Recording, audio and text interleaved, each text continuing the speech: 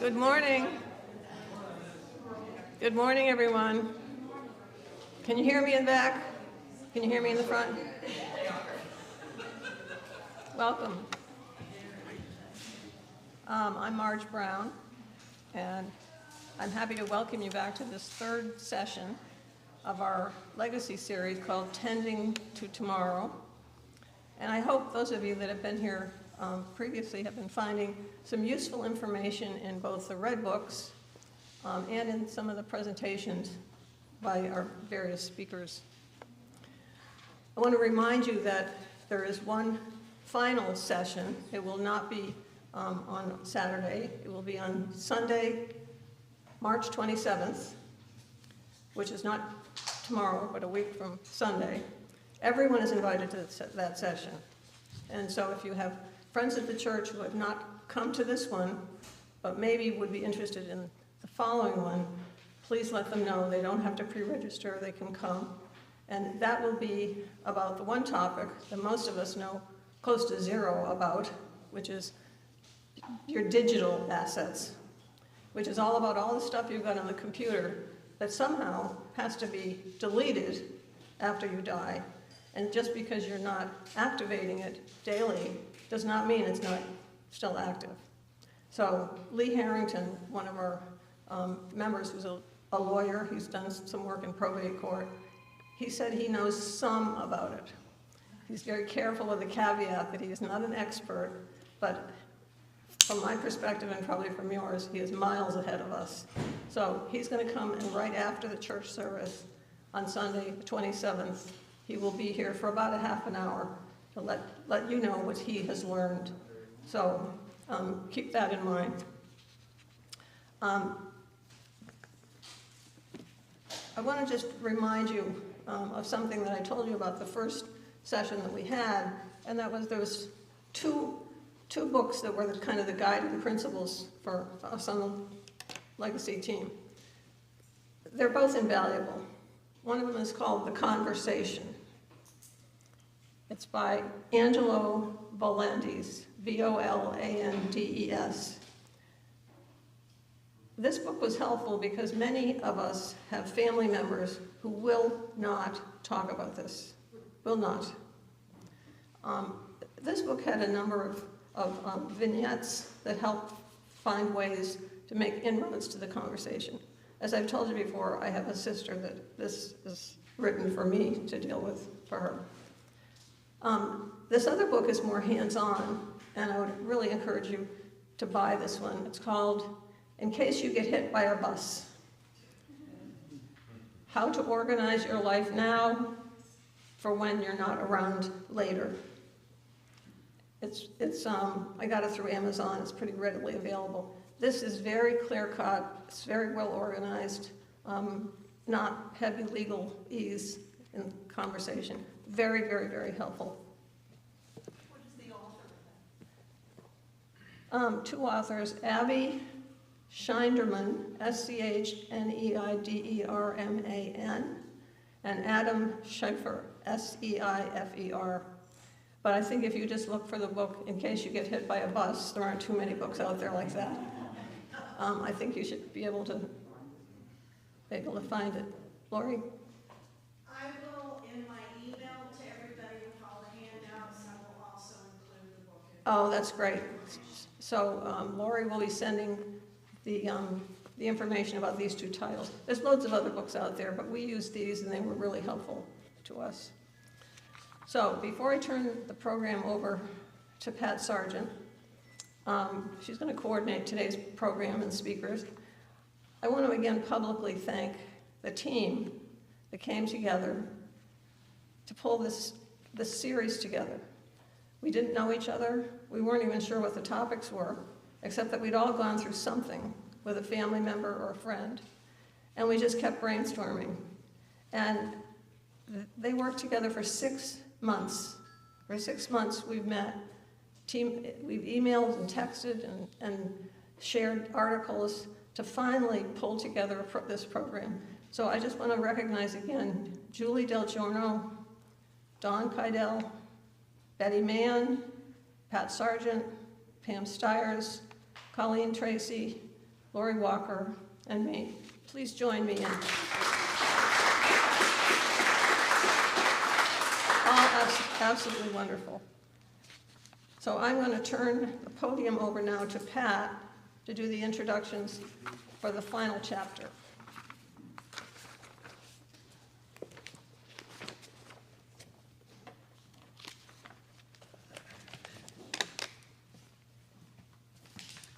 And good morning. So I am really, really pleased to introduce our speakers. We're going to have three sessions, three groups of speakers today. Our first speaker will be from Hospice of the Florida Suncoast, and her name is Maria Pepe. She's a community liaison, and she's going to be giving us kind of an overview of what's available as far as services under Empath Health or Hospice. I just want to say that having spent 18 of my 41 years nursing, 18 of those years were with this hospice in this county, and they were the most wonderful, most rewarding years I ever spent in nursing. I met so many compassionate, caring people and learned so much from them, and learned so much from the patients that we were in, that allowed us to give them care in the most sacred time of their lives. So Maria will be our first speaker. She will be followed by Rosie Anderson, who is a family service supervisor with Moss Feaster. She's been there, I think, 8 years. And she also has with her Susan Laramie, who's a family service advisor, who also has many years in this field. They're both here with us today. Our third speaker will be a famous, well-known Pastor Mike McMillan from this church, and he's going to be sharing with us, I think, some of the options as far as memorial service and end of life, life celebration of life services and that sort of thing. So without further ado, I'd like to ask Maria to come up and share her knowledge with us.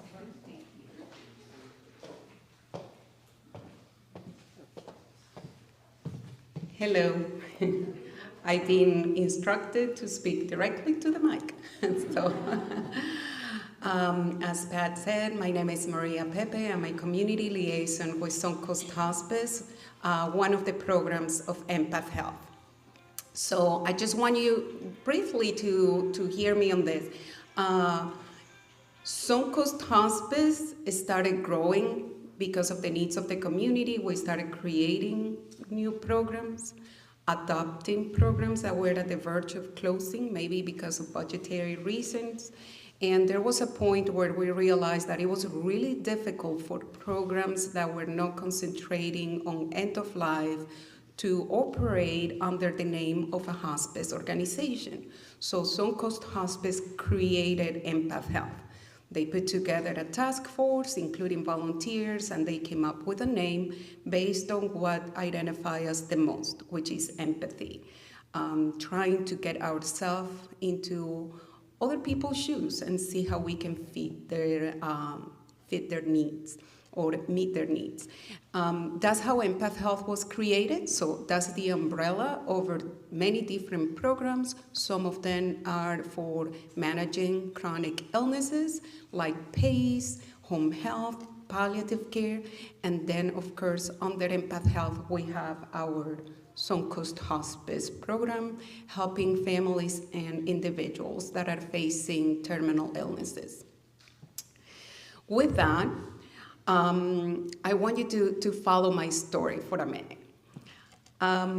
When I was pregnant with my first child, who's gonna be 20 years old this summer, I was on bed rest. I needed to lay down, and I was so bored. And someone gave me a book, and it was like this thick, and it was by the American Association of Pediatricians, and it was a book from 0 to 5. And I read that book, and I went back to many chapters. What else I was to do? I never learned how to crochet. TV was not what it is today. I was done watching every single episode of Seinfeld and Friends. I was still learning English, so I had a book named English for Dummies. And yep, it was a gift from my brother, and I love him for that. But I have my book about how to care for my daughter, okay?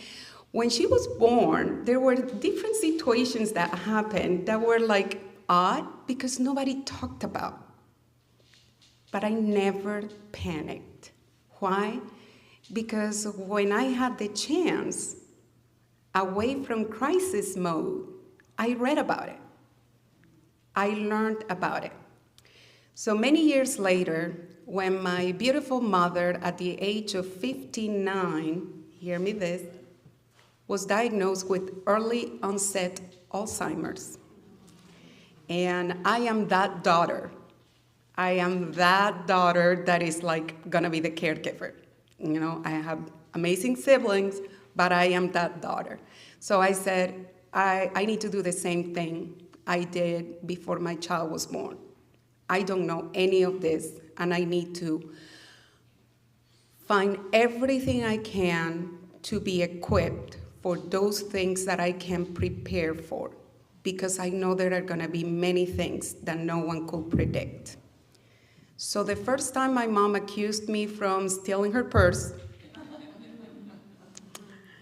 or someone was coming into the house in the middle of the night and pulling her blanket, yep, or my dog was talking, or the first time she bit my finger because I was trying to scoop something out of her mouth because I realized that her possibility, her capability of swallowing was going.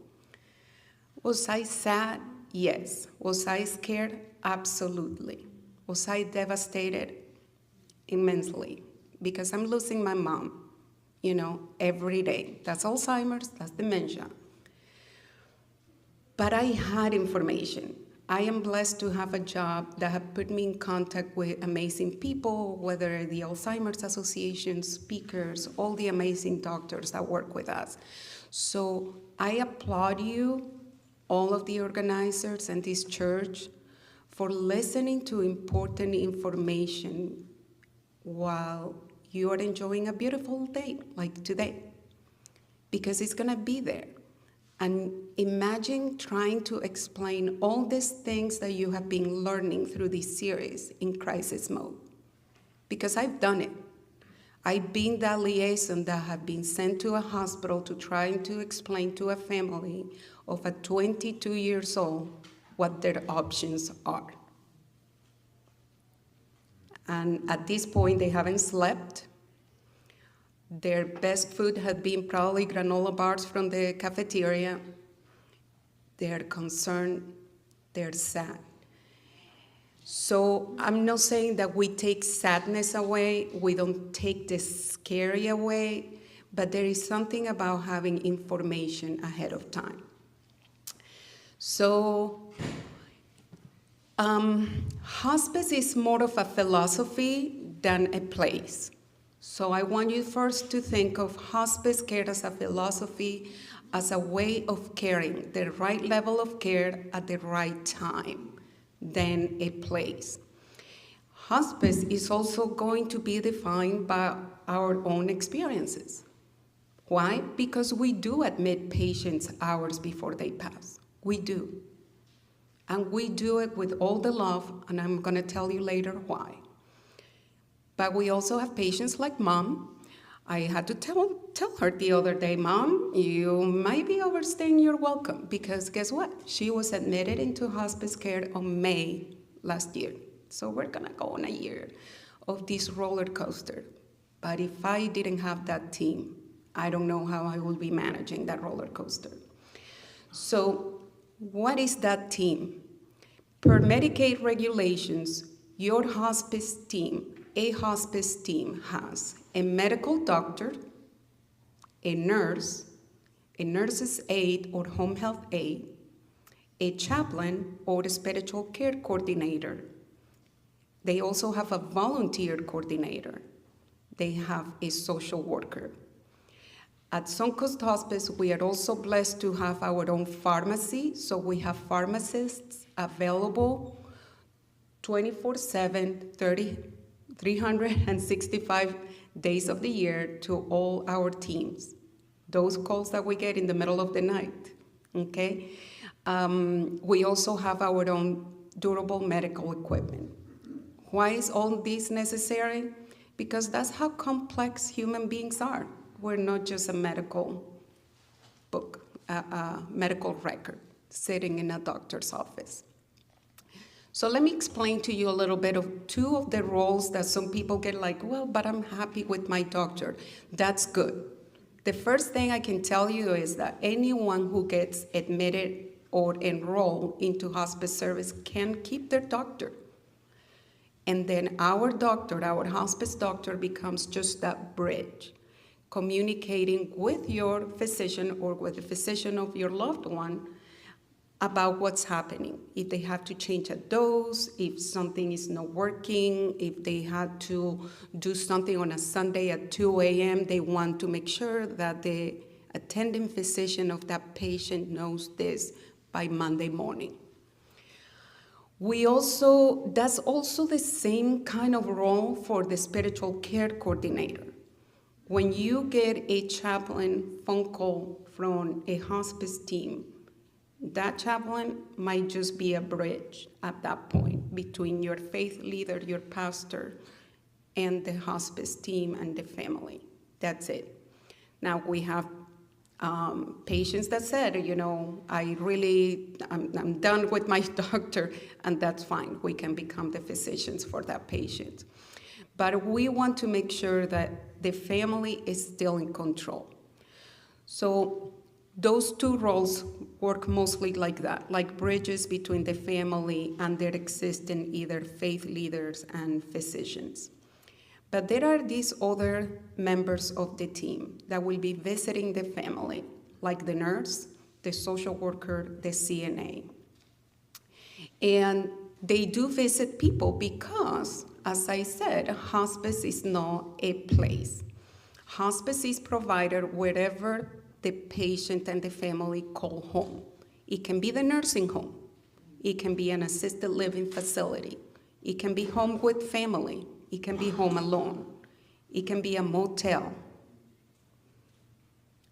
It can be under the bridge, like Dr. Jasmine, one of our physicians, she said that's the patient's home. So she has these boots in the back of her car, so anytime she goes to see these patients, she knows that she's gonna put up, and she knows where to park her car, and she's gonna walk down to make sure that she sees our patient. We're non-for-profit, so for us, ability to pay has never been a question. Nobody have ever received a bill from Suncoast Hospice. So if someone hasn't reached the age of Medicare, which, by the way, is the agency that regulates everything we do, and I love it, because sometimes when we have to say no to a patient, it's not us, it's Medicare. Call your congressman. So they regulate everything we do. But that's for everybody, whether the person that we are admitting have reached Medicare age or not. Why? Because we have pediatrics. We have young people. And we have people that never retire and they are faced with a terminal illness. So another thing that is important to know is that when we visit patients, so Medicare defines 4 levels of care. So all these visits that happen in the home, wherever patient calls home, that's called routine patients, okay? We visit them as needed, also as requested by families. Some family want a lot of privacy, some family want more visits. By law, at least twice a month, the nurse have to see the patient. So those are our routine patients. I always tell people when we keep on thinking of hospice as a place, and I'm like, yes, we do have 3 care centers, But combined among the 3 care centers, we may have 70 patients there. But on any given day, we have close to 2,000 patients. Those patients are at home, okay? So routine care, we visit the patients where they are. But what happens if Nurse Susie went to see the patient on Wednesday? Everything was fine. CNA Maria went to see patient on Thursday, help changing the bedding, okay, help with personal care.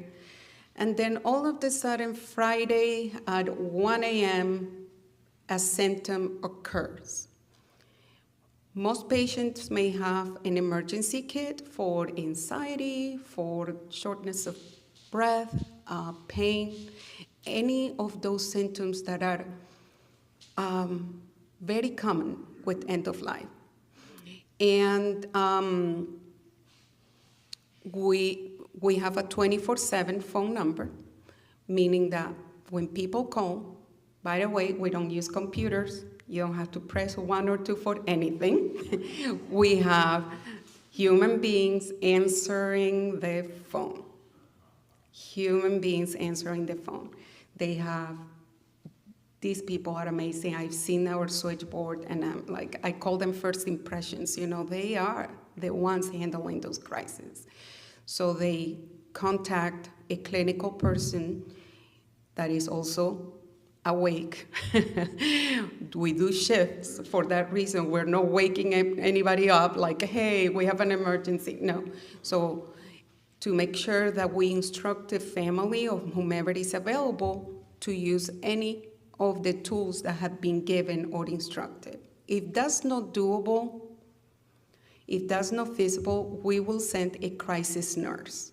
The crisis nurse will stay with the patient as long as they can manage the symptom in the home, okay? So that patient went from routine care to now being a patient that is in crisis care. If that's not the right level of care, or the doctor feels that this is beyond a crisis nurse on-site, bedside, we offer to come over to one of our care centers. Care centers are for symptom management only, and we make sure that the patient is stable to be able to go back home, okay? Do many of our patients make transition while they are at the care center? Yes. And at the care center, we also have the same team providing all the care. Social workers, spiritual care coordinators, the physicians. What's the difference of going to the ER and going to a care center? Well, the care center may have a doctor for 7, 10 patients at a time. When you go to an ER, not only you have all those fluorescent lights, it's kind of chaotic. It might be a little different. Again, we're looking at the right level of care at the right time. Patients can go home once the symptoms have been managed.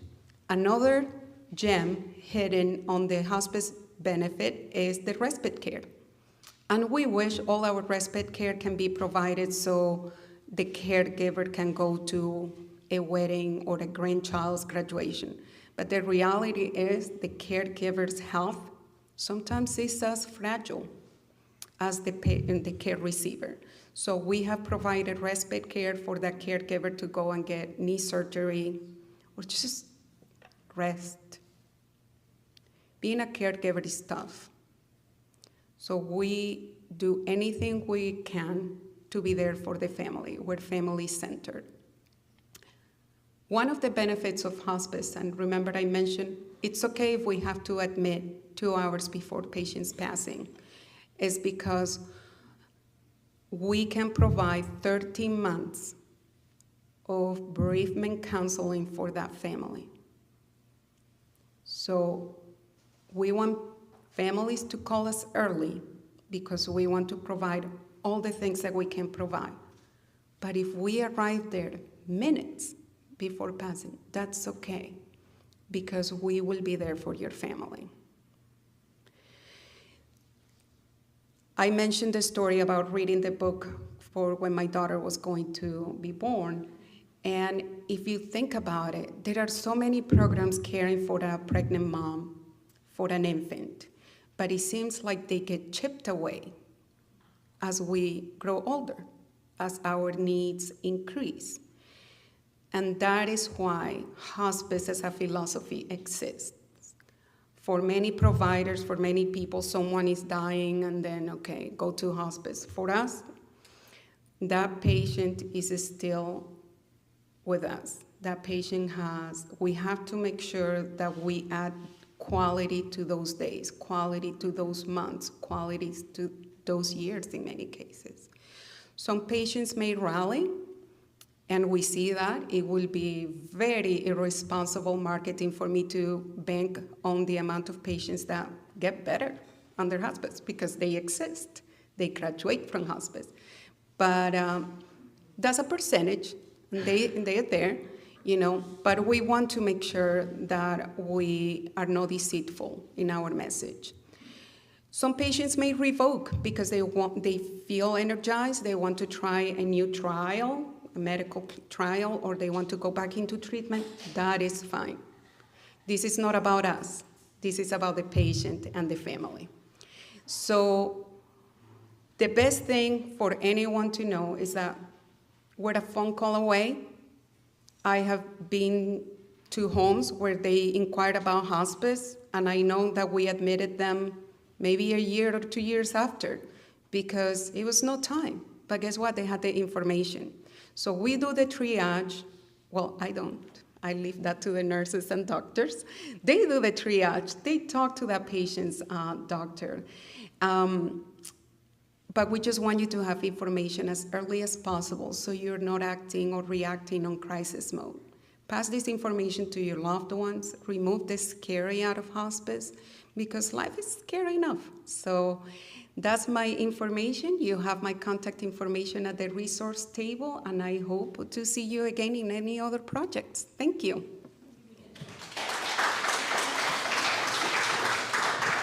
Questions now or questions after 5 minutes of questions? Yes, Marge. Hang on. She's coming to you with a microphone. Coming with, we're trying to make sure that the folks that are not here can. I've always heard wonderful things about Suncoast Hospice. Is one hospice the same as the other? If you were in California, or you were in Vermont, or you were in Wyoming, would the same range of services be available, or does it depend on your kind of insurance? So as I mentioned, we are regulated by Medicare. So I wanted to make sure that you at least have those basics, okay? So the benefits of routine care, crisis, inpatient in a care center, respite, and also bereavement, and all the disciplines that are to be in your team, the nurse, the doctor, the chaplain, the social worker, that's by law. That's Medicare regulation, and it should be like that nationwide. Every hospice may have their specialty, like music therapy, acupuncture, alternative, pain relieving techniques. Some hospices have more than one care center. Some hospices are for-profit, some hospices are non-for-profit. But those basics that I wanted you to know, please know that they should apply wherever you are in the United States. Mm-hmm. Thank you much. Did that answer your question? Okay. I have one question in the back. Speak into here and tell her your name. Okay. I appreciate your presentation very much. Thank you. My name is Carol. Question in terms of the longevity between the admittance of somebody into hospice and their final days. Is there, like I've heard, a year? Or if somebody has Alzheimer's, that's kind of hard to predict. So how do you determine, for instance, Alzheimer's, how do you determine when a person should enter hospice care? Yes. So that's one of those things that They're very tricky because at the end, no one knows. You know, doctors go by what they have on medical charts, what the family or physicians are reporting. So they do have markers.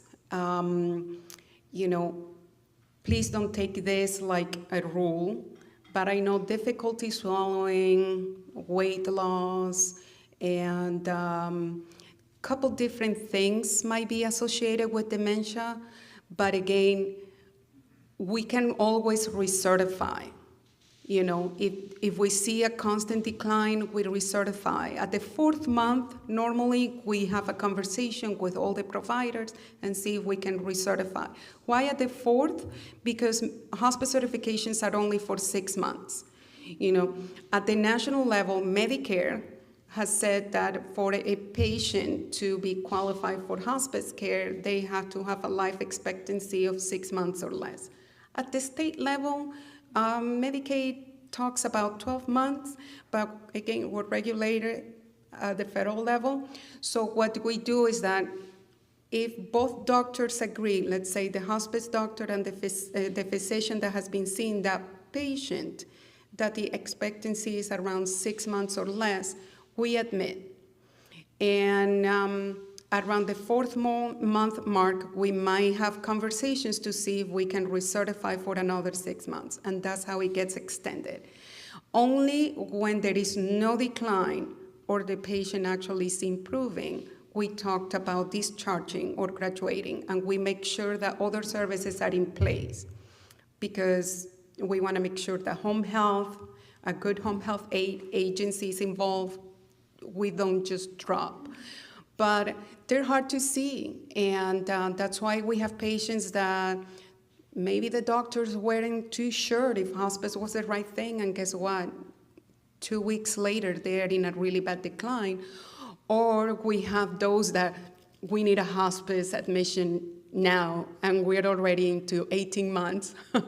And that's okay, because that speaks only on how complex we are and how spiritual the whole journey is.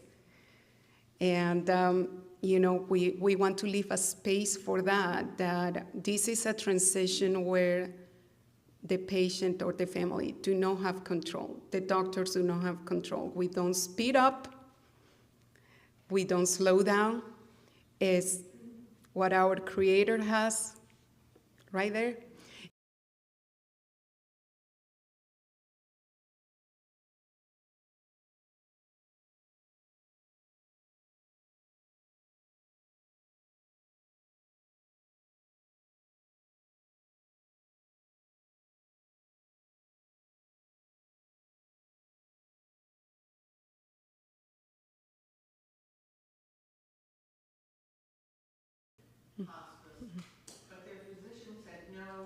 We're going to heal you. You're going to get better. He died in 3 weeks. What happens when your physician won't approve hospice? Family is in control. The patient is in control. We have had that. We had a case one time where the oncologist, he wanted to fight. But the neurologist was like, nah. So it's hard. This is emotional for everyone. My sister is a physician, and she's very clear with me. She leaves that up to the social workers. She doesn't talk about death with her patients. They've never been taught in school. So this is difficult for everyone, and I've seen it. Physicians are trained to heal. You have to get better, and it becomes, they get attached. They're human beings too. So they get attached to, we have some goals. And it goes back to the same thing. No one knows. We try to predict as much as we can, and maybe the physician had really good reasons to believe that there were more to be done. But having a full conversation with other providers, and anyone can initiate a hospice call, by the way. It doesn't have to come from the doctor. I initiated my mom's call. I call and I say, this is what I'm seeing. I'm not clinical. I would like somebody to come over. And it took a little bit of back and forth between you know, me, her doctor at the nursing home, you know, but that's where we have to advocate. But thank you, Nan, for your question. I think Maria will be with us afterwards for a little more if there are other questions. Thank you.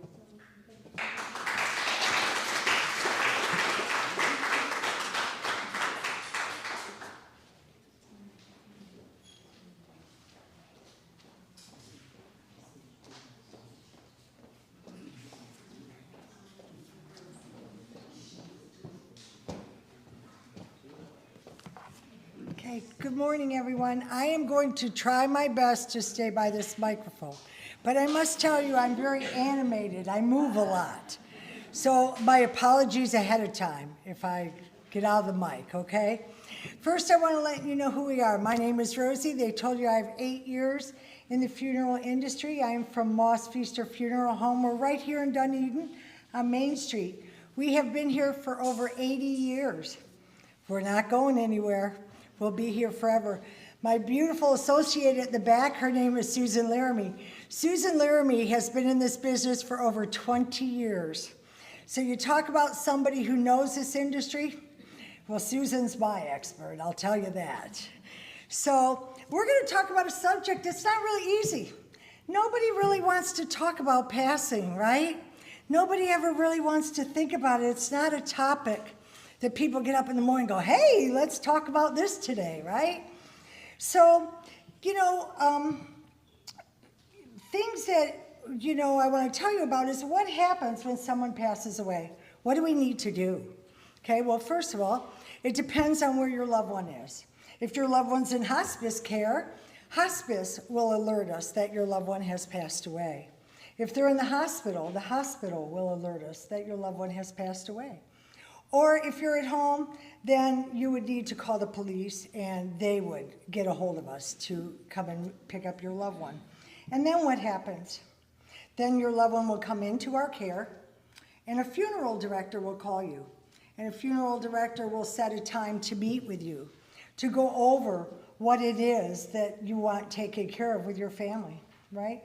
What plans have you made? What are you going to do? Then you decide on whether it's going to be cremation, traditional. Are we going to have a church service, and like in this lovely chapel? Are we going to have it at our church? Are we not going to have a service? Are we going to a cemetery? Are we not going to a cemetery? What are all the things that we're going to do? In the end, how do I get my death certificates? What happens with that? Who does that? You know, and my loved one. Who comes to get my loved one? Who takes care of all of this? These are all the questions that have to be taken care of when someone passes. Have any of you had to take care of a funeral arrangement? Have you? Pat, tell me, how did it go? Well, we prearranged, Okay, so it went well. Yeah. very good, right? So that's for, do I have anyone who didn't prearrange and had to do it?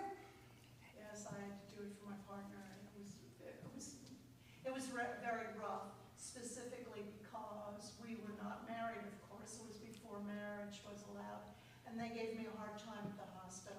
I had to call an elderly aunt who lived in Chicago to give me permission to do anything. It was a tough time. It is, and just imagine how emotional you are, right? You're emotional. Things are going on. You can't think clearly. That doesn't happen, right? Because you have just lost a loved one. You know, there was a study done by the University of Washington, and they were studying stress on the body, and they were determining how it affects you. Who can tell me what you think the #1 cause of stress is in your life? The biggest stress you'll ever have? Anyone? What'd you say? Your husband? Okay. I got. Okay, that's a big one for sure. Well, anybody else? Any other guesses? Work, yes, work can be very stressful, can't it? Boy, I'll tell you, I have my days when it's stressful. Children, oh, they always had adventure to the mix, don't they? Gosh, no, they always need something, don't they? I bet you can attest to that, can't you, Maria? I see you laughing. Moving, that's another big one.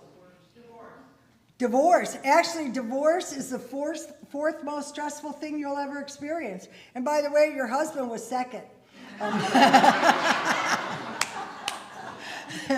The most stressful event you'll ever experience in your life is the loss of a spouse or, God forbid, a child, or a family loved one. There's absolutely nothing in the world more stressful than the loss of a loved one. And why is that? Because it's permanent, isn't it? You can't change it. It's not going to go away. My mom and dad were married for 58 years. And every single morning of that marriage, my dad got up and walked 2.5 miles. And every single morning of that marriage, my mom slept in. She wasn't one to get up on it. But when my dad would come home from that walk, the coffee'd be on, right? They'd start their morning, read the paper, their day would start. One day my dad went out for a walk, and when he came back, the coffee wasn't on. As you can imagine, my mom did not get up that day. Sorry. From the moment my dad walked through that door, his life was forever changed. Never again was he going to go for a walk and come home and that coffee be on. Never again would my mom be standing at the sink doing the dishes and he'd give her a little pat. Never again would my dad walk in the door and go, "Hey, Ginny, pack a bag. What do you say we go to Kentucky today?" Why? Because his best friend of 58 years was gone. And there wasn't a thing he could do about it. And so the amount of stress your family will experience at your time of passing is one of the most stressful events anyone will experience in their life. And when we're talking about people having to handle not only the stress, but emotional and financial decisions, when you're in this condition, it's not the time to do that, right? It's important. We protect our family for things that might happen, don't we? We all have auto insurance, don't we? Right? Why?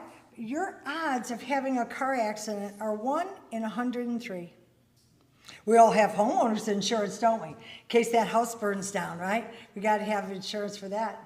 Well, the odds of that happening to you are 1 in 310. How about slip and fall? We all have that at our homeowners. If we were to slip and fall someone in our yard or in our house, the odds of that happening, 1 in 1,662. And these are all the things that we plan for that possibly could happen, right? So why wouldn't we plan for what we know is going to happen, right? People buy life insurance. How many would say, I have life insurance, so when I pass away, that's it. The kid's got the money to take care of that, right? A few people would say that, wouldn't you? Well, life insurance was never meant to bury you. That's not what it's for. Life insurance is so if my husband were to pass away, I'd still be able to afford to live in my house, drive my car, pay my bills. It was never meant to bury you. That's not what it's for. And what is life insurance? With life insurance, you pay and pay and pay. And pay and pay and pay. And pay and pay and pay. And I promise you, some life insurances, after you have paid all that money, some insurances end at the age of 80. So after you've paid all that money, thank you for your donation to the insurance industry. They're really grateful for that, right? So, we have families all the time that will come in the funeral home and say, "Oh, Mom's got $5,000 and I'd like to bury her." That ain't gonna happen, I assure you, because life insurance cannot keep up with the funeral industry, and that's just a fact. So, although life insurance is a great thing for the ones left behind, it was never meant to bury you. That's not what it's for. And again, we're talking about families being in grieving. They're so emotional. It's such a hard time. And did you know most life insurances don't pay off right away anyway?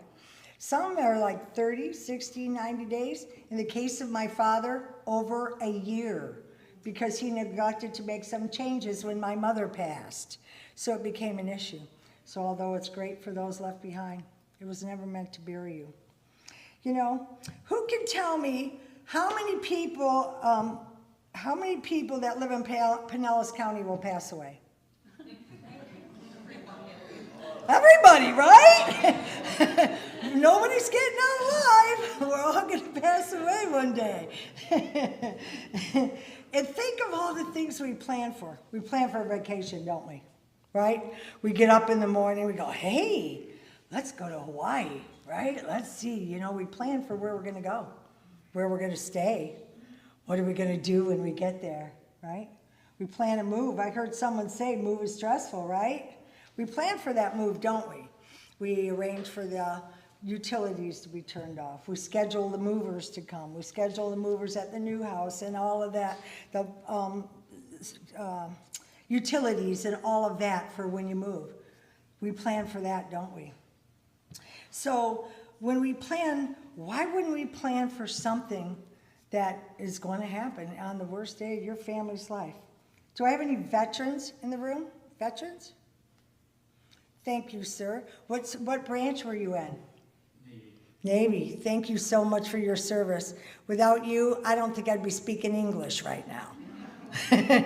And can you tell me, sir, do you know what the VA gives you for your veterans benefit? Yeah, most of it. Yeah. You do? They give you medical care, give you a lot of things. Well, that's when you're still alive. I mean your death benefit. What is it? Is it $700 or something? Nope. Half of that? No? Actually, when you pass away, the VA, you can be placed in a national cemetery, right? You could go, if you're going to be cremated, you could go to Bay Pines in St. Petersburg. Traditional burial, you'd have to go an hour and a half north to Bushnell, or about an hour and 45 minutes south to Sarasota National. However, with our company, Moss Feaster, we own Memorial Park in St. Pete. We also give all of our veterans a free in-ground burial space there. That's our way of giving back to you for all you've given us. Also, you get an honor guard. It can be at your church or it can be at the cemetery. You'll get a flag. You'll get a presidential certificate. However, they do absolutely nothing to prepare the body. So whether you're going to be cremated or traditional, it is your responsibility to take care of it. So when you think about veterans benefits, death benefits, I want you to think whether you're cremated or traditional, it starts at the gate of that cemetery. Prior to that gate, it is your responsibility. I will tell you that our funeral directors have a large amount of experience dealing with the VA. So we will help your family as long as you got your DD 214 and it is, what is that word? Oh my gosh. Anyway, a positive, thank you. A general or an honorable discharge, you are qualified to go into any veteran cemetery and get your honor guard. However, places like National Guard, unfortunately, they do not get veterans benefits. Okay, a lot of people don't know that. And our funeral directors will handle everything. They'll get a hold of the VA, they'll arrange for you to be placed there and help with all the paperwork. They're very experienced at that. I am going to also show you, I know Margaret had showed you a book. Well, I'm going to show you one too. I got a book too. And this is a pre-planning guide. I will tell you, all of you are allowed to have this. There's no charge for it. It's absolutely free. I'm not going to do this whole book, or we're not going home today. But I am going to hit some highlights in the book.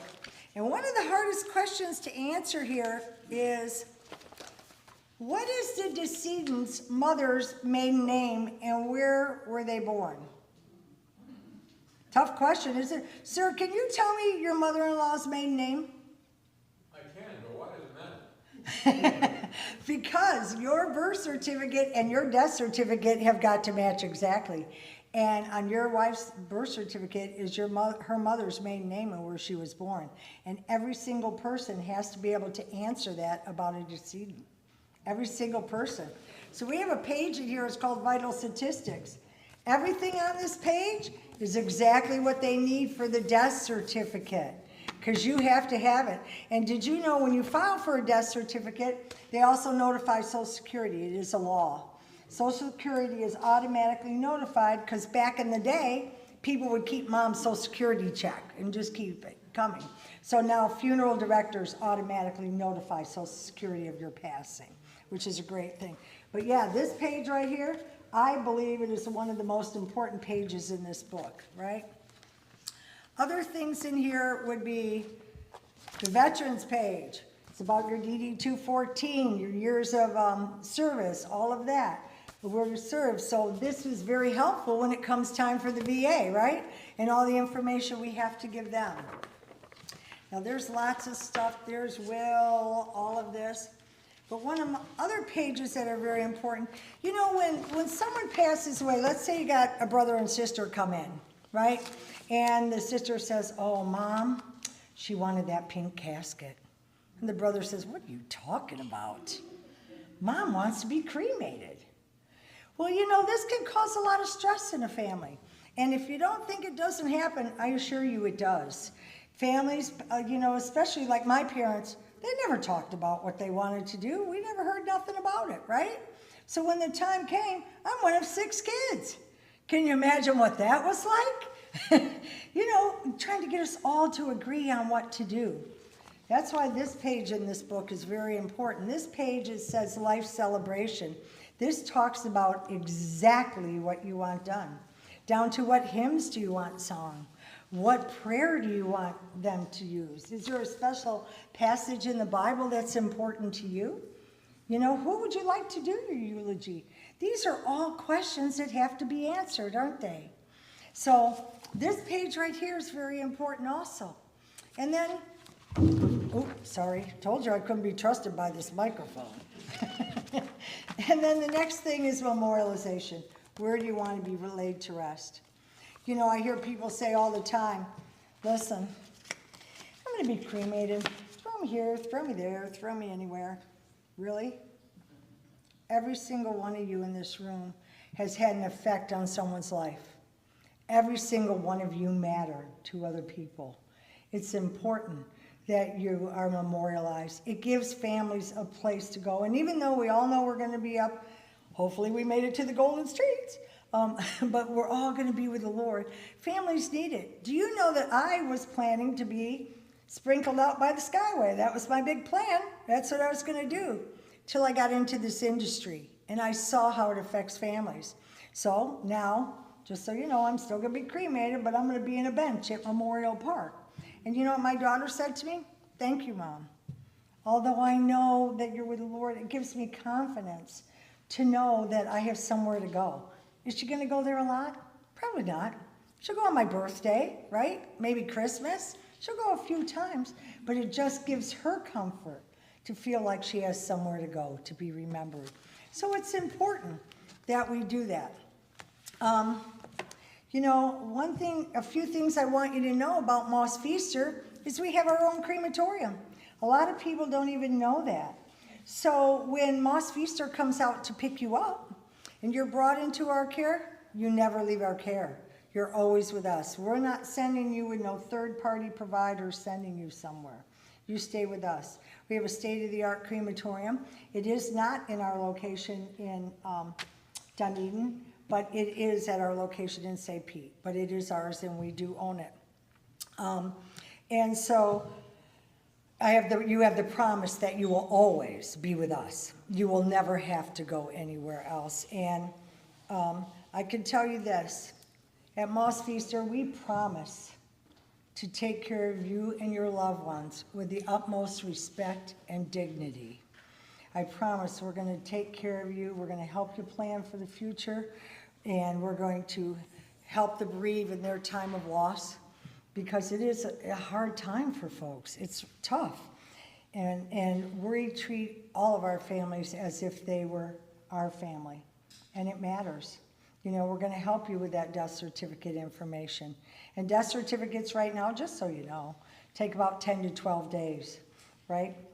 And we're going to help you do all of that. We are full service, you know, traditional, everything, and we'll help you through the whole process, no matter what it is. We're going to help you do that.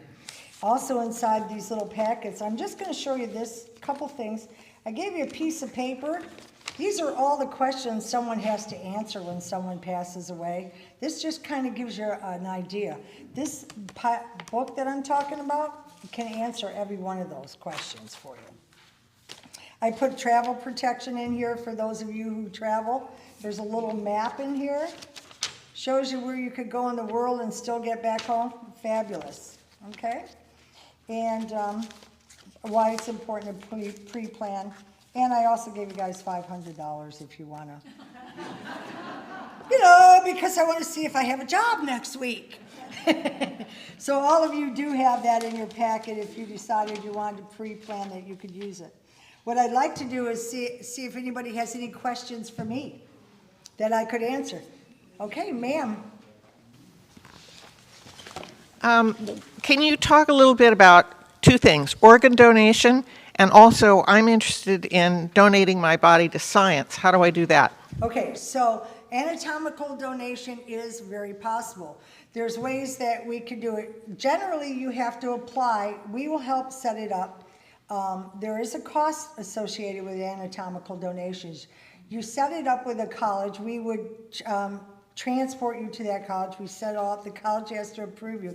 But I will tell you this, even if they approve you today, at your time of passing, depending on conditions, they still might not accept you. With organ donation, all the organs are, that if you volunteer for organ donation, they're removed at the hospital prior to your coming to us. But anatomical donation, you are generally embalmed and then sent to the school of your choosing. Okay? Anybody else? Yes, sir? Financial issue. You have to I have talk into this. financial issue. I have a prepaid funeral package. Includes cremation and burial in Massachusetts. Yes, sir. If I died here, how do you work it? You ship the corpse home to be cremated, you cremate here, and who pays for what? Okay, so that's a really good question. So it will really depend. Generally, if you're living here, we're going to coordinate with whoever you pre-planned with in Massachusetts, okay? We will contact them. It's really going to be your family's decision. And if you're cremated here, generally, they will send us the part of that money for it, but they can't guarantee that would be the cost today, right? Because we don't know how long ago you did it.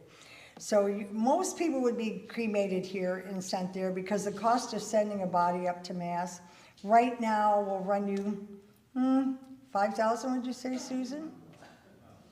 To get up there? Yeah, by the time you get your flight, you get embalmed, you get sent, you're talking about probably about $5,000 to be shipped up there. 6,000. So I would say you would be cremated here. Your family's going to really be the ones to decide. To be cremated here and sent up there would be much less expensive. Unless, did you buy travel protection? Okay, so yeah.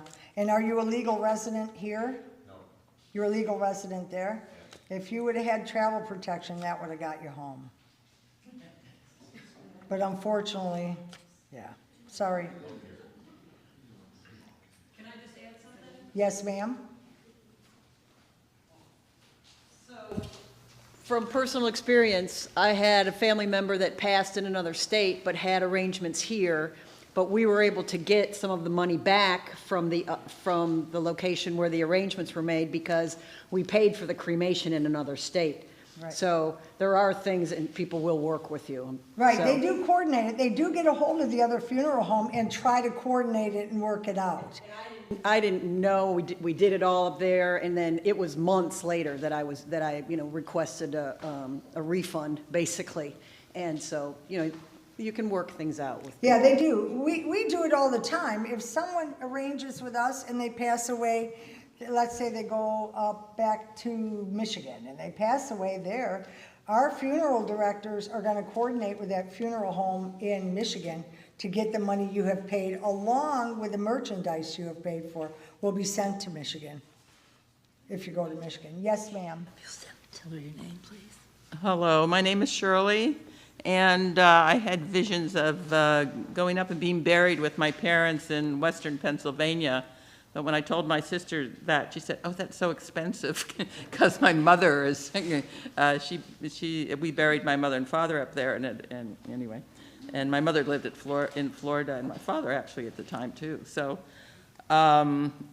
it's a financial question, I guess, and you partially answered the question about transportation of a body, but what about cremation here, burial here, transportation to a different place? What are the comparative costs? Well, it really will depend on your specifics because everything is a variable, right? You know what I mean? So you have direct cremation, but it would be less expensive to be cremated here and sent up there. You could go by U.S. Postal Service to go. No, that's really true. We'd mail you up there. But you could do a traditional burial, you know, you would have to arrange for the cemetery up there to make your arrangements to be placed by mom and dad if they can get you there. And so then you would have the cost of being shipped up there. And so I will tell you this, cremation starts right about $2,200, $2,300, and it goes up from there. It really will depend on what you choose. Are you having a service? Are you having a viewing? You know, all of these things matter. Are we doing prayer cards? Are we not? You know what I mean? So all of it is a variable. So it's hard for me to actually give you a cost. Susan and I would be happy to sit down and go over that with you and be able to better explain it. Anything I can't explain to you here because of the variables, we are absolutely at your service to answer anything for you personally, because we need to see what you want to do, you know, because it changes a lot. Oh, okay, Margaret, you're right up front.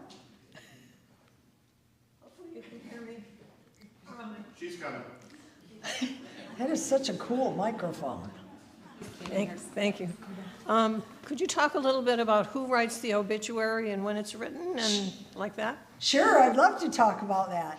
So the obituary, if you can write your obituary ahead of time, boy, are you doing your family a huge favor.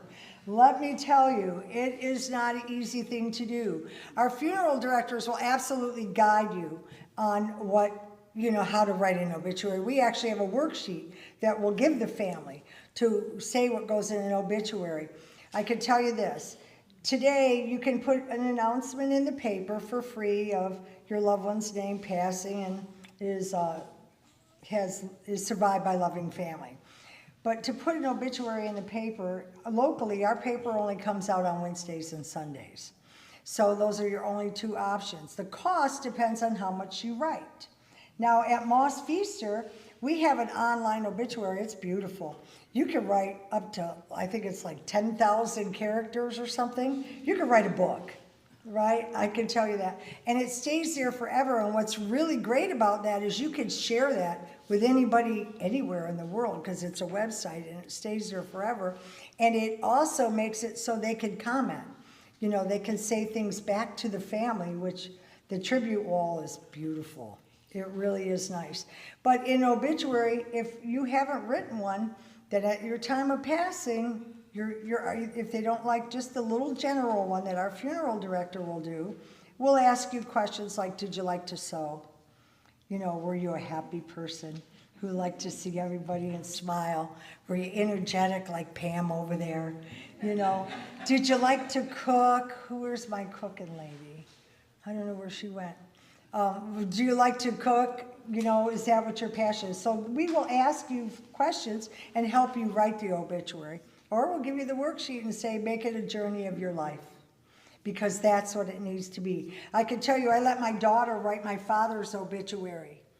If you didn't know my dad in the beginning, you did in the end. But it was long. And it was also $850. Right? So putting it in the paper can get expensive if you want to put all that in there. So if you could write it for your family ahead of time, that is a godsend for sure. Anyone else? Yes, ma'am? I have, well, it's funny now, but at the time it was shocking. An unusual story about my mother, and the moral of the story is make sure you have death certificates available before the person passes, or birth certificates available before the person passes. My mother was born in 1919, and she was born at home in Cleveland, Ohio. When she was 76, she moved to Florida along with my dad. So my mother had to go into a nursing home when she was 86 years old, and the nursing home people asked me for my mother's gift certificate, or birth certificate. Sorry, I'm getting all these words mixed up. So I had to get that from Cleveland, where she was born, and I had the shock of my life when I got the official birth certificate of my mother when she was 86 years old. Her first name was Frances, and those of you who may not know, Frances for a female is spelled C-E-S at the end, for a male it's C-I-S. While my mother's birth certificate was handwritten, and she had a Polish last name, and that can be crazy too, but her first name was Frances, and the person who handwrote that birth certificate from 1919 spelled her name C-I-S, Frances. And I get the death certificate from Cleveland, birth certificate from Cleveland when she's 86 years old, and she's registered officially as a male. Oh, jeez. Oh, man. So I'm like shocked. I definitely knew there was no transgender thing. But anyway, so I get this thing here in the mail, so I called the place in Cleveland, and I found out that in order to officially change her birth certificate to female, I had to go to court in Cleveland to get that done. Wow, really? I mean, it was crazy. And this was, she ended up passing away in 2009, so this was probably around 2005. She lived to be 1 month past 90 when she died, but she also had Alzheimer's at the end. So I'm handling all this, and it's it was really a shocker. And being born at home in those days, they didn't do things like they do now, etc. And also handwritten, and some clerk spelled her name Francis, and that made her official male on her birth certificate. Well, you'd be surprised how many people actually, when they look at the birth certificate or mom's driver's license, mom always went by Mary, but her name wasn't Mary. Her middle name was Mary. Okay, so I want to thank you all. Susan and I are available for any questions, and have a wonderful day. It was a pleasure being here.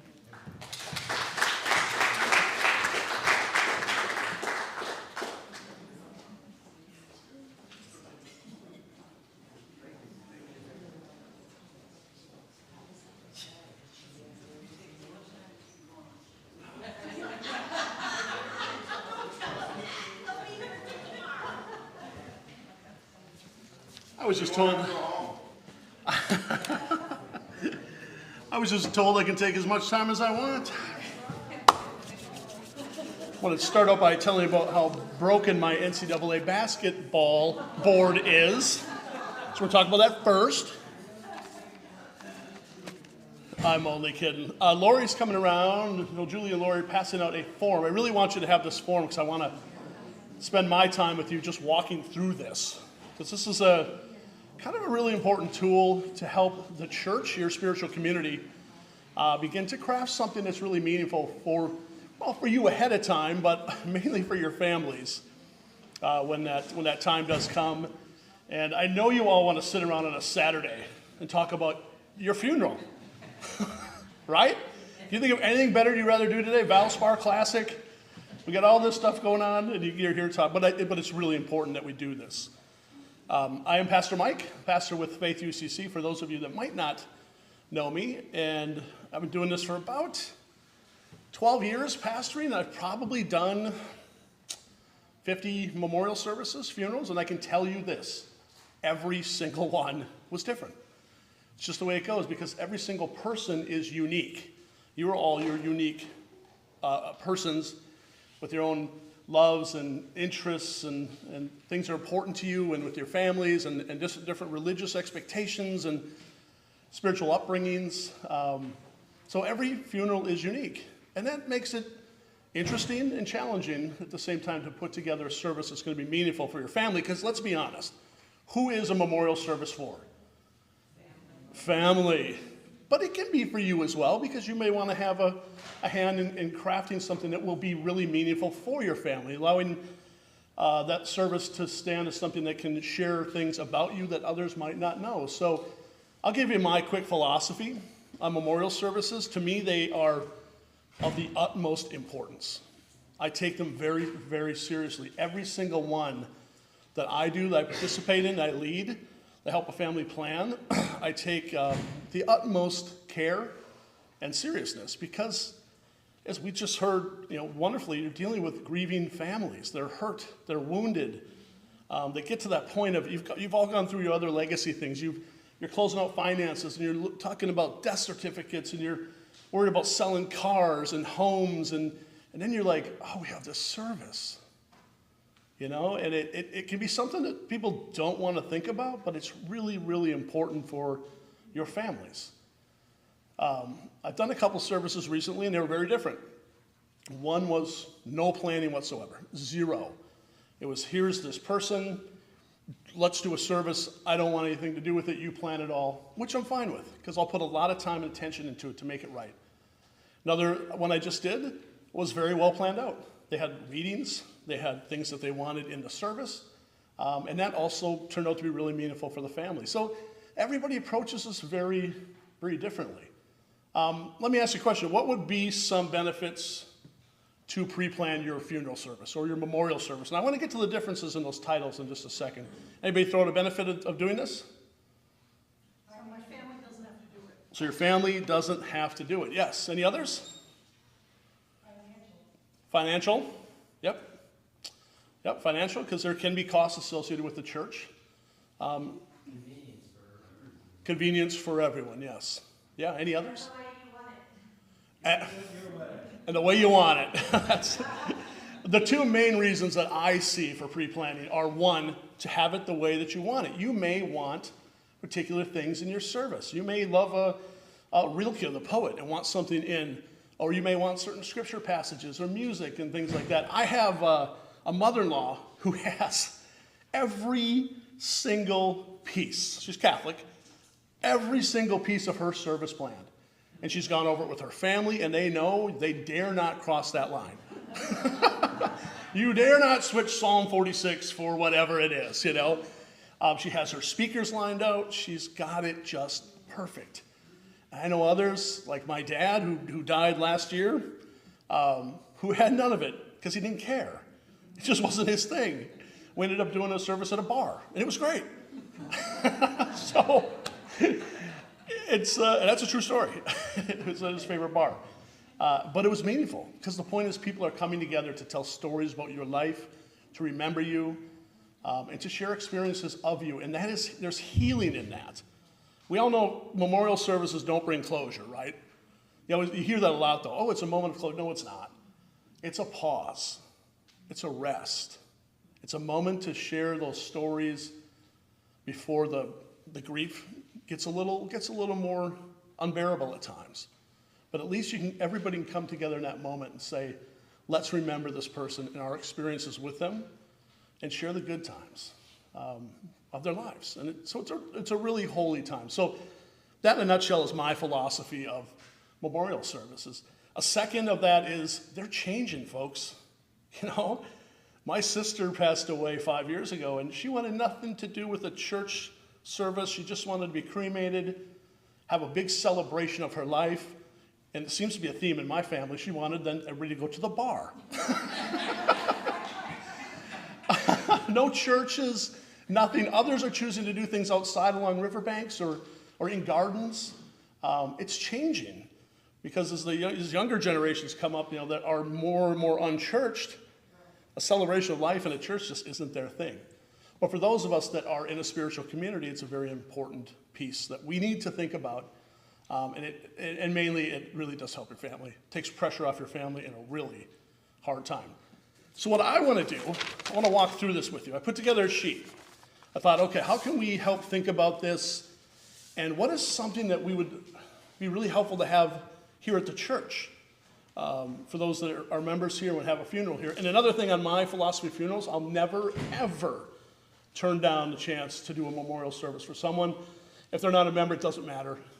That is such an important part of the human journey, is saying farewell to your loved ones, that a stranger can come to the door, knock on the door, and say, I need to do a service for my whoever. I will never turn this space down. Even if I can't do it, I'll find someone else that's able to do it. So that's how seriously I take memorial services. They're just so important. So you all have a sheet here. And again, I'd love to have a file on at the church here with this kind of information on it.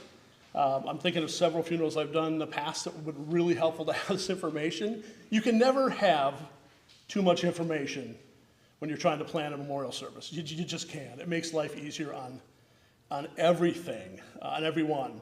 So you have a sheet. I want to just kind of walk through this piece by piece with you. So take some notes on it, and if you just want to save it and fill it out, it's something you want to think about. I don't think it's a quick fill out in one day. It's something maybe to talk about with your family, your spouse, your other loved ones, those that you may want to invite into the memorial process. So it's something to take some time with, but eventually when you think you might have something like this and you kind of have it where you want it to be, it'd be nice to have it on file here at the church because it would really help with a lot of planning. So let's roll through these, and I want to just take questions that you might have. So obviously your name, your date of birth, all of that is very important. And this one's important, the second one, in case of my death, the following people should be contacted by the church. You know, the funeral home Hospice Team may have some of that and made some contacts, but there may be other people that that they may not have communicated that you want the church to reach out to. For whatever reason, just to let them know that, oh, this person has passed away, and they have specifically asked us to reach out to you. So that is an important piece. Second, upon my death, my wish for my body is, and again, this is a lot working with Hospice Team and other memorial cremation homes or funeral homes, but it's something for you to think through. Do you want a cremation burial? I think almost every funeral I've done here at Faith UCC has been a cremation burial, every single one. Do you want a casket burial? Do you want this new thing called a green burial? Hospice Team, do you deal with any green burials? You do. So the process on a green burial is there's no embalming. This is more of a natural, no casket, maybe more of a biodegradable bag that then you're just naturally allowed to decompose back into the earth with. It's a much faster process, and it's an eco-friendly green process. We've had at least one person here at Faith UCC that chose that route, and it was really, really meaningful for the family and important to them. Donation to science. Anyone donating their body to science? We've got a couple. Oh, we've got a few. Organ donor. Organ donor, yep. Yep, that could be another one on.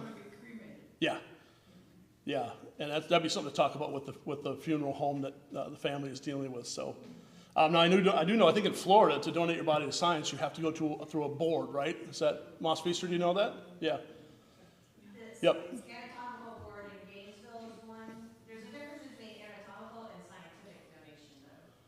Yeah. So if that's a route you want to go, I would recommend talking with some professionals that would know about that. But it's another option for you to consider. So think about that. You're all set to go. I know that, Wendy. Yeah, you're ready to go. Absolutely. I didn't mean like that. I meant you're organized. Although, Wendy, I don't know any details on a service that you would like, except it's going to have a lot of music. So this is the kind of thing that's for you to think about. So, and you're not ready to go. So you're very detailed, though. Or maybe there's another way that you want to go. Yeah, Mike? Wait, Mike, you have to speak into it. Well, I don't know, I would be too eager to want to kind of give it away. They may come early. Thank you. What's that, Mike? I said, I don't know if I'm eager to kind of give it away. You may want to make it early. Yeah. Go easy. And maybe there's another way that you want your body to be handled. You know, we're in a very creative time, so who knows what else is out there? Definitely explore your options on that. The name of your funeral home is very important for us to communicate with. I was speaking with folks from Hospice Team earlier, and I haven't had a lot of communication with funeral homes here. Because generally the family will often handle the cremation, which has almost always been, and then I kind of take it and run from there when the time is right. So, but it is good to know who is handling that, to know those details. I would like a memorial service to be held at, and again, this is these changing times, at Faith United Church of Christ indoors, at Faith United Church of Christ outdoors, in the garden, perhaps I put weather permitting on there, obviously, or another location. Like I told you, my dad's and my sisters were both at a bar. You know, you might have a favorite spot you would like a service. It's possible, you know, you got to make sure it's possible to do a service at a certain place. But I know someone here that just wants a graveside. They don't want to do a church service at all. They just want some prayers at a graveside. So that is something for you to give some thought to. This is important for me. Is the title of your service. And I'll tell you why, because funeral, what do you think of when you think funeral? The full gamut, yeah, the full run. Body viewing, sad, somber, you know, much, what's that? Weeping. Yeah, weeping, gnashing of teeth, whatever you want to say, you know, all of that's in there. Very formal. Memorial service, how does that feel compared to funeral for you? Storytelling, yes. Yeah, storytelling, not super somber, more of an up element to it, but yeah, a lot of storytelling, a lot of reflections, in memoriam kind of service. How about a celebration of life? How does that strike you? What's that? Drinking. What doesn't have to involve that? Yeah, Peter? What's the difference between celebration of life and memorial service? Well, what is it, when you say memorial service, it still seems a little more somber. So when I go to build a service, I use what the family, how they kind of describe what they want. And if they say a celebration of life, and we've done celebrations of life here, now it can mean anything to anybody, but for me, and I explain this to families, that means more, it's up. It's more of a celebration. You're here to remember the person and to memorialize them and to tell stories about them, but it's going to involve some jokes. I mean, we've had some of the most profound services have happened here have been celebrations of life. And I remember a husband, his wife of 60-something years, and he wanted to weave in a bunch of humor. And that was Stan Reeves, for those of you that remember. And my God, there was more laughter during that service than a humor service that we might do here, you know? I mean, it was crazy. And I tell people that, and they're like, that's a funeral? I'm like, no, that's a celebration of life. So it's just a different tone. And I put other there in case you're kind of thinking, oh, you know, like, again, it could be only graveside, something along those lines, or nothing at all. We had someone recently elect to do absolutely nothing, and they passed away. So they just wanted to kind of drift off and not have folks come together and celebrate their life. And then as part of the service, you'll see on the bottom here, would you want a viewing prior to your service, assuming you're not cremated? Do you like a visitation prior to your service? A reception following the service? Now that always gets interesting with family members. Some, yes, we want a reception. Others, no, they wouldn't want that. So when you spell it out for people, it makes it so much easier on everyone. Yeah? I just wanted to bring everyone's attention that with cremation, you can still have a viewing or visitation before you're cremated. Yep. So those that like more of a traditional feel to a service, they can still do that, and then we would do the cremation a few days later, so you can kind of have both. Yeah, that's great. Yep, that's another option that we could add on to that list, so thank you. The combo platter, you call it? Whoa. So there's another, yeah, go ahead, Jen. Yeah. The one option I have not heard yet, and I don't know if it's legal in Florida. My dearest friend passed in New York. She had cancer, so she knew she was dying, and she died at home. She You had a have to large say it all over family. again. Okay. They could hear She you. had a large family, and she chose to be waked at home.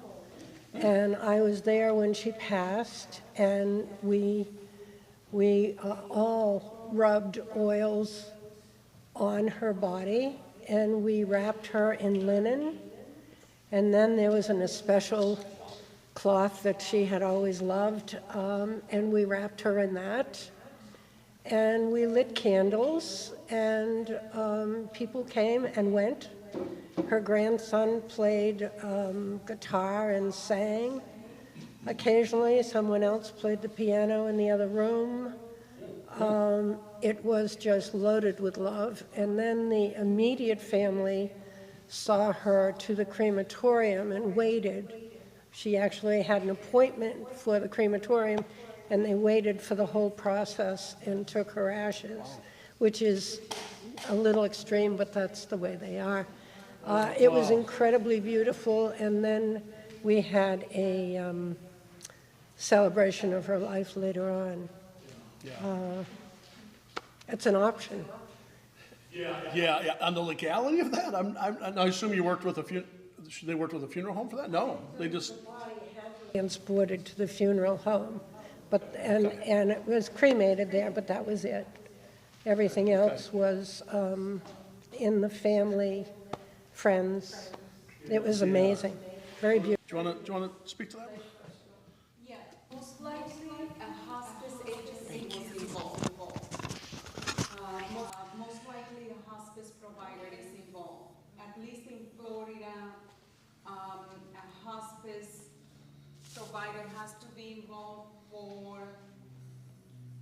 because it is a requirement that if somebody passes away at the home, is what Rosie said, you have to call the police. Yeah, so a lot of that spiritual, emotional process might be disrupted unless the patient is under hospice care. Because then there is a physician that can certify all that, yes. So that might have been the nuance on yeah. Yeah, I would think someone else has to be involved. I don't know that, but someone would have to be involved in that. Moss Fieser? Yeah, I was just going to say that under Florida law, after someone passes, they either have to, after 24 hours, they have to either be embalmed or refrigerated. Yeah. So Florida may have different requirements than you said New York. Yeah, maybe something to look into for Florida. I mean, if that's something to be thinking about. But yeah, Nan? Mike, you and I both know the answer to this question, but let's pretend that everybody here fills out their paper and says, I want Pastor Mike to do my service. And 3 years go by, and 2.5 years of that, Mike retires.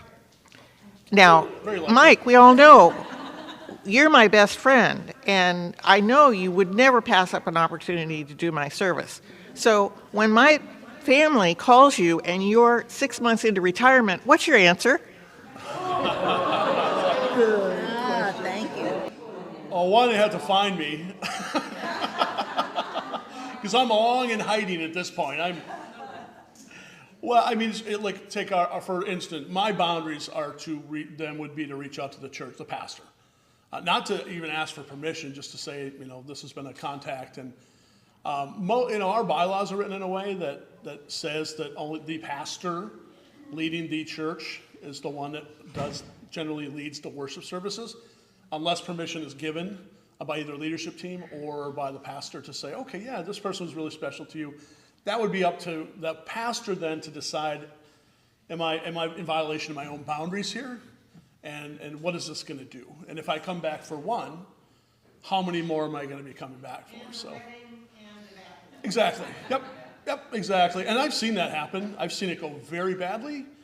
I've seen alienation happen. I've seen relationships crumble over that, and the boundaries can get really, really sticky. So, for me, generally, if I'm gone, if I've left, there's a new pastor at that church, and that's the pastor that would be doing the service. So. Maybe I'll add that on as a little line, a little note on bottom. If I get hit by a bus, well, then I won't come back and do it anyways. But that's not a good analogy. If I'm in Las Vegas retired,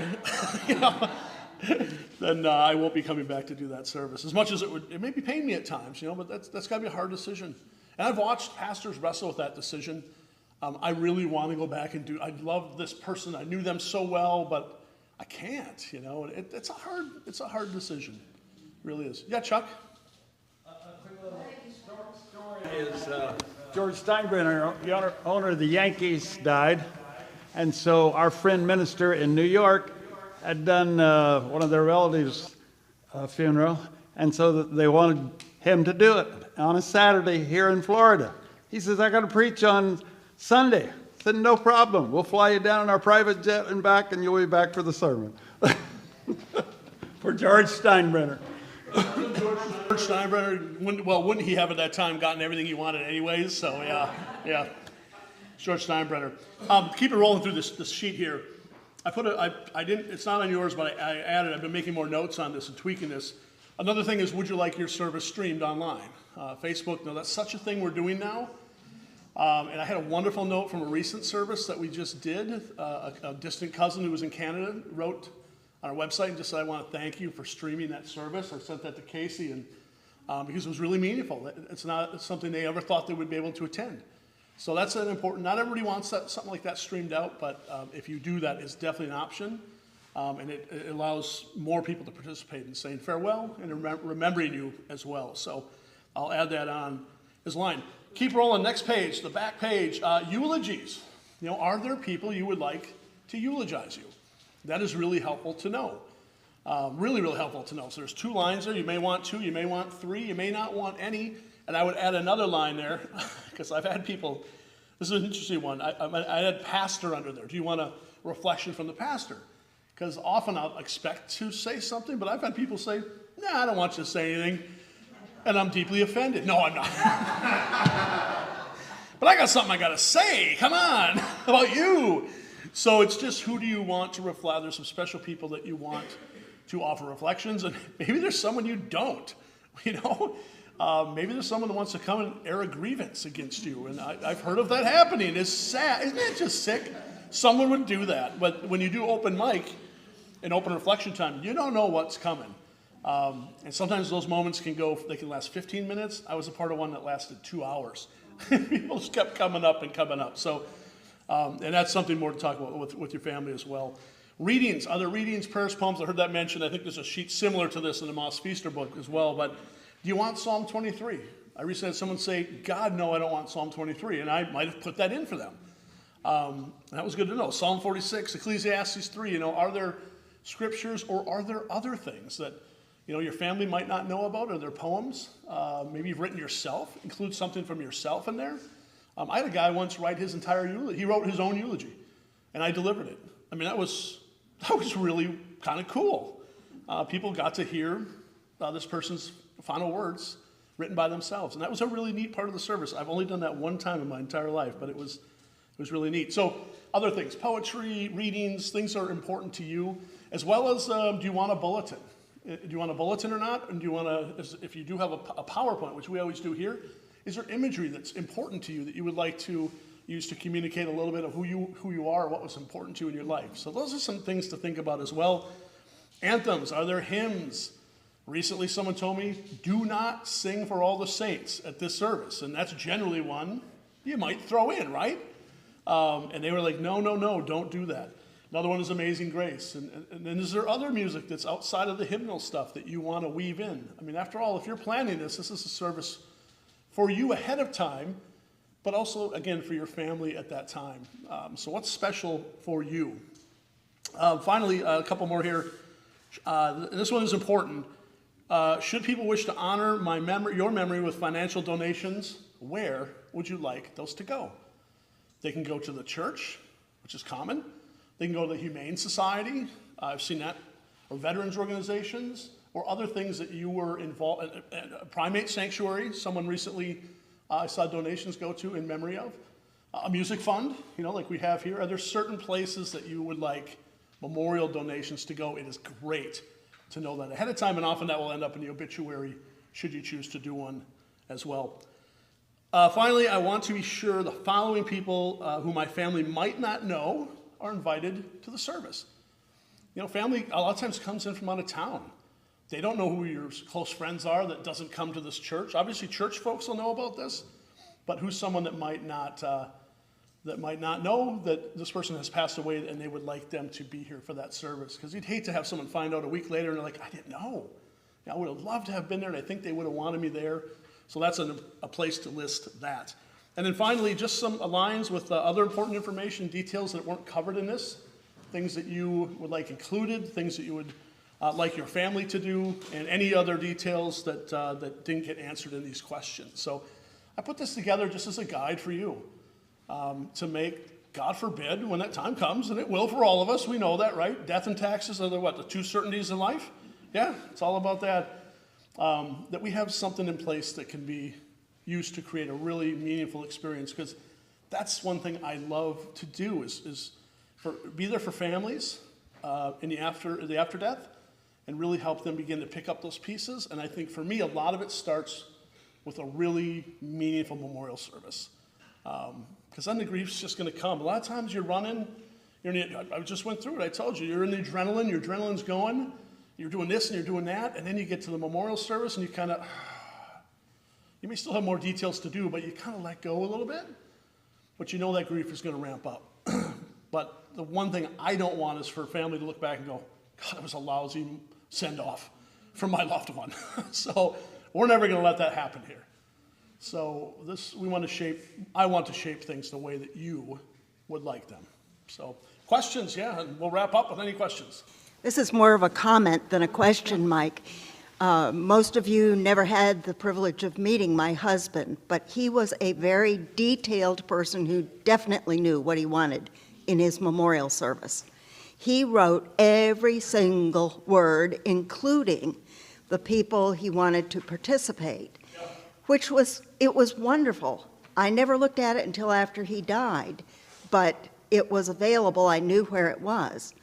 Well, when I looked at it, number one, our pastor of 18 years had left 2 months earlier, could not come back, so we had an interim. So that was beyond his control. Our conference minister, who was also to be a major part of that service, had also left, gone back into parish ministry, and so a dear friend stepped into that role. But the most important thing at the end of everything, he did not write the words of his eulogy, incidentally. He left that to chance. But at the very end, he said that he gave his wife, Carol, permission to change things if appropriate or needed. Well, as his service was actually crafted the way he wanted it, it would have been at least 2 hours. So I did do a bit of crafting, but that was a very important aspect, because had he not said that, I would have done my best to try to streamline it in a way that was appropriate but not alter. And as it was, I could take some things out and put them elsewhere. Yeah. And because of that experience, I do have a folder, but it's a folder of suggestions for whoever does my service. Yeah, and that's when I would meet with, if we were planning this with you, I would throw a caveat in there that, okay, keep in mind, things change. And beyond that, I think something that's important to realize is that your family may want to have a little creativity in this too. So it's not to tidy it up like my mother-in-law, which is from beginning to end set, but to leave some room for the movement of the Spirit in there for your family to be able to say, hey, this would be important to us. So definitely this is a sheet of flexibility for sure. But go ahead, Wendy. I just have a suggestion on this sheet, which is really excellent, is have a place on it where you date all this information. If you're giving it to the church or giving it to who, so you know, okay, I said this in March of 2022, but now it's, it's 18 months later or 30 years later. Yeah, I was then, and now I'm Buddhist. You never know. It's going to change in that time. So that's good advice. Yeah, I'll definitely update this with all these suggestions. So, any other questions on the memorial service? I'm getting the cut line. I think well, you said I could go as long as I wanted. I thank you for your time. This is an excellent. Can I just thank those that arranged this? The team, Marge and the team, Pat, Julie, Lori, others that were out front, Colleen, and just everybody that had a hand in this, how excellent. So, and for our guests today, thank you for your wisdom and your grace and your presence. I'll shut up. Goodbye. Go write a sermon.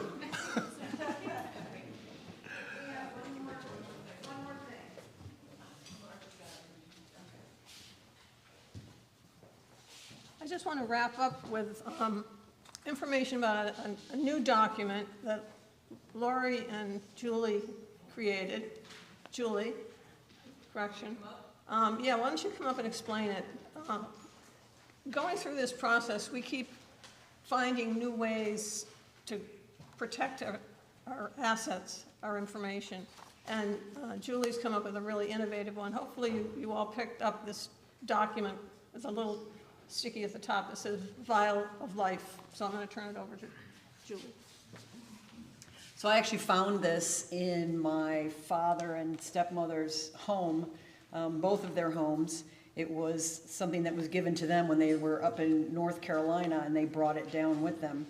So it's a form to fill out, which is helpful if any of you are on medication. If you've ever, there are people who have collapsed, they're on a medication. They don't know what they can give that person because they don't know what medication you are on, and that can change your care. So you fill this out with your information, your doctor, if you have heart problems, your medicines you take, allergies, yada, yada, all of this stuff, you fill it out, okay? It does have on here, on the back, are you an organ donor, the location of the donor cards. I would like to make one suggestion that if you feel that this is something you wanted to do and you fill this out, you might want to write on this form, see my red book in my office, okay, something like that. So you fill it out.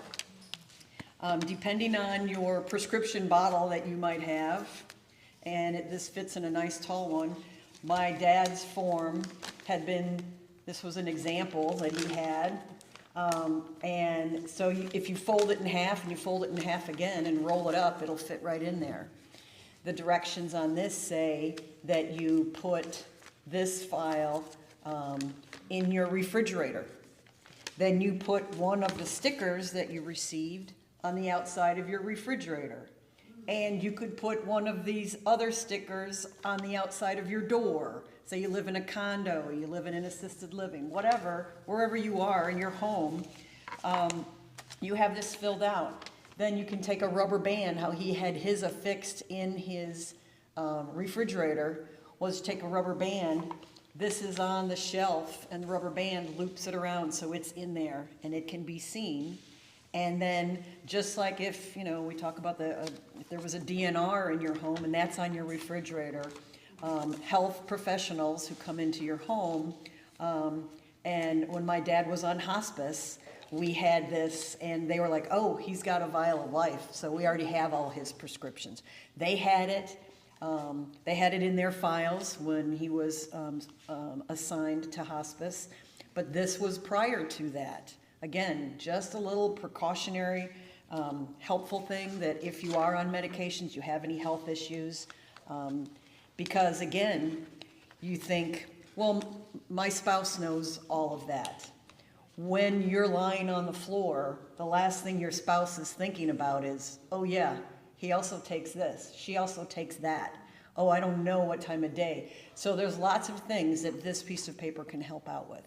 At those times when time means everything, that little piece of paper can help out a lot. Any questions? Yes, ma'am.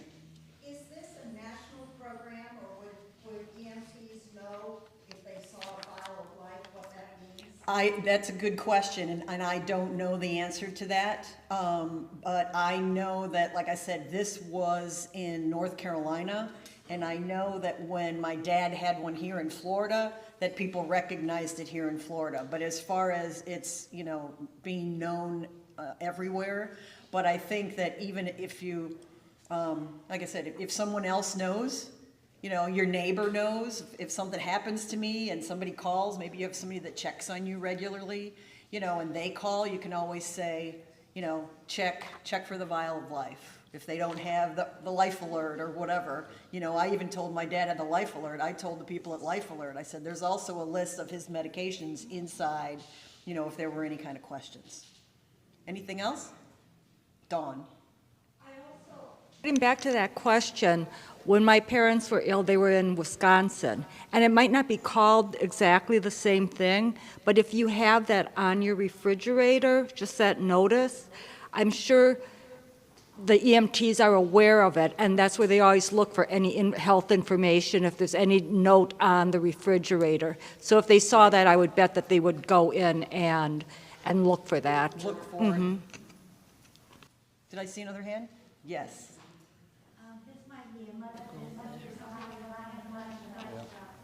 Okay, Laura says she's got hers on a flash drive. Again, I don't know how someone's gonna find that or know that, but that would be something, if you decide to do that, then you would wanna, have that noted somewhere, somehow in your red book or. Right.